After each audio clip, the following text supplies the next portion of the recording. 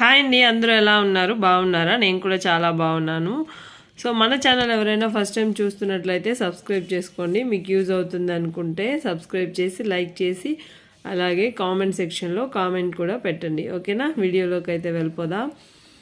Gold rate తగ్గింది కదా అని అప్పు చేసి గోల్డ్ కొందామా? మీరేమనుకుంటున్నారు? కామెంట్ సెక్షన్లో కామెంట్ చేయండి. సో నేనైతే అప్పు చేసి మాత్రం గోల్డ్ కొనండి అని చెప్పట్లేదు ఇక్కడ. ఎందుకంటే ఆ అప్పుకి ఇంట్రెస్ట్ ఉంటుంది. గోల్డ్ ఒకవేళ తగ్గచ్చు పెరగచ్చు, అది మన చేతిలో లేదు కాబట్టి.